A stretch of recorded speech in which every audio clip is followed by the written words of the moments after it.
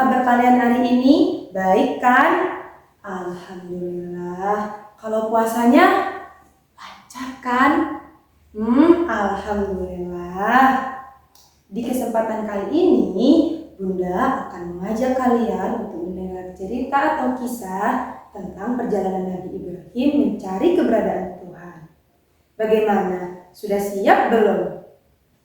Oke, kalau begitu, listen to this. Di sebuah negeri bernama Babilonia, hiduplah seorang pemuda yang cerdas, tangguh, pemberani, serta penyabar yang kelak akan merubah tatanan pemikiran orang-orang Babilonia terhadap keberadaan Tuhan. Siapakah dia? Ya, betul, dia adalah Nabi Ibrahim alaihissalam. Azar adalah nama ayah Nabi Ibrahim alaihissalam yang bekerja sebagai pemahat patung atau berhala yang disembah oleh orang-orang Babilonia. Sejak kecil, Nabi Ibrahim selalu diminta ayahnya untuk menjualkan berhala-berhala tersebut kepada orang-orang di sekitarnya. Namun, Nabi Ibrahim enggan dan menolak perintah ayahnya tersebut, dikarenakan menurutnya bagaimana bisa orang-orang menyembah dan menganggap patung-patung atau berhala yang dibuat oleh ayahnya sebagai Tuhan. Suatu malam, saat Nabi Ibrahim merasa tidak nyaman ketika melihat masyarakat Babilonia menyembah berhala, tercetuslah pemikiran tentang sebuah pertanyaan yang menjadi permulaan bagaimana ia mencari keberadaan siapakah Tuhan yang sebenarnya. Pada malam itu, Nabi Ibrahim pergi keluar dari rumahnya. Ia memandang langit yang dipenuhi bintang dan bulan yang begitu bercahaya. Ketika melihat bintang, Nabi Ibrahim bertanya, "Apakah ini Tuhanku?" Kemudian tak lama setelah itu bintang pun hilang ditelan kegelapan malam.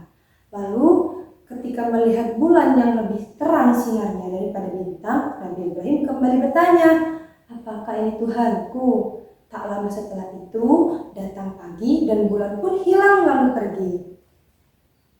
Saat pagi, Nabi Ibrahim melihat matahari terbit dari ujung timur. Ia kemudian bertanya-tanya kembali, "Mungkin inilah Tuhanku," karena bentuknya lebih besar dari sebelumnya. Namun Nabi Ibrahim menyadari bahwasanya matahari pun ketika sore akan tenggelam dan hilang bersamaan dengan munculnya malam. Hingga akhirnya atas izin Tuhan yang Maha Kuasa, Nabi Ibrahim mendapat anugerah sebuah keyakinan yang mana beliau meyakini bahwasanya Tuhan adalah sesuatu yang lebih besar dan lebih berkuasa yang mengatur terbit dan terbenamnya matahari, bulan, serta bintang dan mengatur alam semesta. Juga tidak sama dengan ciptaannya, yaitu Allah Subhanahu wa Ta'ala. Seiring berjalannya waktu, suatu ketika Raja Namrud yang memimpin negeri Babilonia pada saat itu mengajak seluruh masyarakat negeri Babilonia, khususnya para laki-laki, untuk berburu. Namun saat itu Nabi Ibrahim menolak dengan alasan karena beliau sedang sakit. Ketika orang-orang pergi berburu, Nabi Ibrahim menemukan ide yang sangat cemerlang. Ia hendak membuktikan kepada masyarakat negeri Babilonia bahwa sebenarnya Tuhan yang mereka sembah adalah bukan Tuhan yang sebenarnya.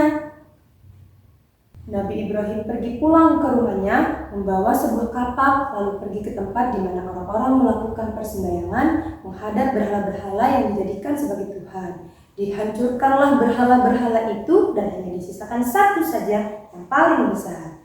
Lalu Nabi Ibrahim mengalungkan kapaknya di berhala yang paling besar tersebut, kemudian pulang ke rumahnya. Tak lama kemudian datanglah pasukan Raja Namrud membawa Nabi Ibrahim. Raja Namrud pun yang marah lalu berkata dengan keras, "Ibrahim, apakah kau yang menghancurkan Tuhan-Tuhan kami?"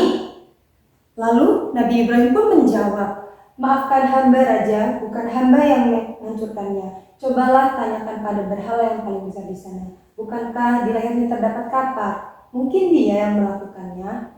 Dengan jawaban tersebut, Raja Namrud lalu marah dan berkata kepada Nabi Ibrahim, "Apa kau sudah gila? Bagaimana mungkin berhala dari batu itu bisa menghancurkan berhala lainnya?" Nabi Ibrahim menjawab, "Kalau begitu, bagaimana kau dan penduduk semua menyembah berhala yang terbuat dari batu yang bahkan tidak bisa berbicara atau melihat? Apakah pantas bagimu menyembah atau menuhankan sesuatu yang tidak dapat menolongmu, bahkan dia sendiri tidak dapat menolong berhala di sampingnya?" Dengan jawaban Nabi Ibrahim tersebut, betapa marah dan malunya Raja Namrud kepada masyarakat Babilonia yang tengah menyaksikannya. Amarahnya memuncak, lalu memerintahkan kepada pasukannya untuk mengikat dan membakar Nabi Ibrahim. Nabi Ibrahim diikat di sebuah tiang dikelilingi kayu-kayu kering yang siap dibakar, serta disaksikan oleh Raja Namrud dan seluruh masyarakat Babilonia.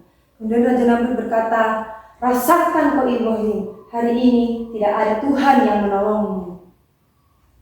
Namun, Nabi Ibrahim tetap bersabar. Ia bertawakal pada Allah dan percaya bahwa Allah sebagai Tuhan akan menyelamatkannya dari kobaran api tersebut.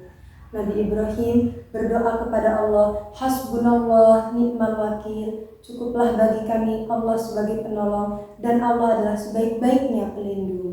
Dan Nabi Ibrahim keluar dari tempat pembakaran. Dari kejadian itu, sebagian masyarakat Babilonia akhirnya percaya dan menyatakan keimanannya kepada Tuhan yang disembah Nabi Ibrahim alaihissalam, yaitu Allah Subhanahu wa Ta'ala.